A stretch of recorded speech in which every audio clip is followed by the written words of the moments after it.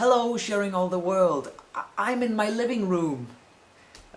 Because firstly, my own room is a complete mess, and secondly, I spend pretty much every hour of my day in front of my desk doing revision work, so I needed a break. I needed to get away from that, so thus here I am in my living room with my camera making a video. And I think that's gonna be a challenge for this week, you guys. You can't make a video from the place you normally make a video from. What? You have to film from a different location. It can be from a different room in your house, it can be from outside, whatever, just not the usual place. Language. Okay. I'm not gonna teach you guys Danish, because that's gonna take a while. Instead, I'm gonna do what Silja did and simply speak Danish for a bit. And I'm gonna read something aloud from the book that I'm currently reading. It's The Antichrist by Nietzsche, the Danish edition. Here we go. Det kristelige gudsbegreb, Gud som sygegud, Gud som edderkop, Gud som ånd, er et af de mest korrupte gudsbegreber, der er opstået på jorden. Det fremviser måske selve lavmålet i gudetypens nedstigende udvikling. Gud udartet til livets modsigelse, i stedet for at være dets forklaring og evige ja. I Gud erklæret fjendskab mod livet, naturen, viljen til liv. Gud som formlen for enhver bagvaskelse af det dennesidige, for enhver løgn om hensidiges. I Gud intetheden guddommeliggjort, viljen til intet erklæret hellig. There's no getting around it. I have to talk about Doctor Who. I am sorry. I am so sorry. But if you're one of the people who complain about how much I talk about Doctor Who, then I would just advise you not to watch this video at all. Or even better, maybe you should start watching Doctor Who so you'll understand all these references and stuff and it'll all be good. Yes. A good man goes to war. Well, slap me with a wet noodle and call me Nelly. That episode was insane. The Moff seems to be an endless pit of brilliance, if you ask me. He's not only adding tremendous amount of details to the Whoniverse, but his writing is superb and the screenplay is Oscar-worthy. Ow, for fun. Ow! Ow! Damn it! In the beginning, when the TARDIS was picking up allies, that was so well done, because we didn't even see the Doctor except for his shadow, and that was a horror movie element.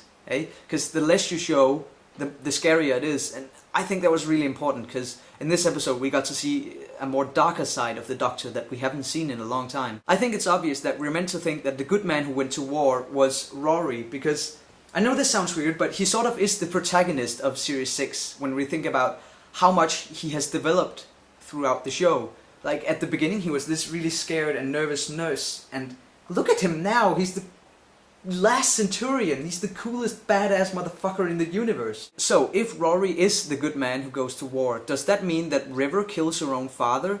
Because we know that she's in prison for killing a good man.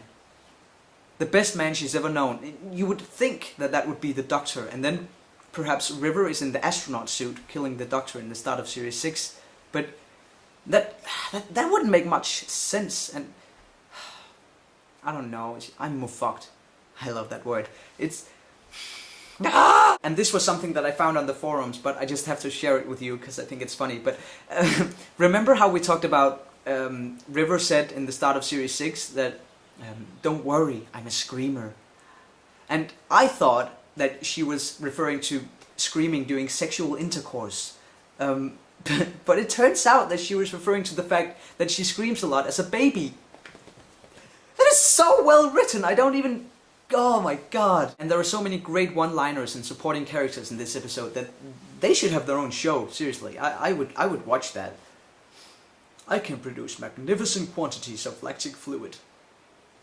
I can't even say that and keep a straight face, that was so funny. And this has nothing to do with Doctor Who, but I just realized that Harry Potter and the Deathly Hallows Part 2 will be released next month.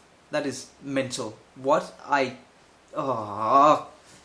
I really want to talk more about it, but I don't want to drag this video on for too long, so I'll do that next week if I remember. Kez, I will see you tomorrow, and you guys will see me again next week, back in my own room, and hopefully I will have cleaned my room and stuff.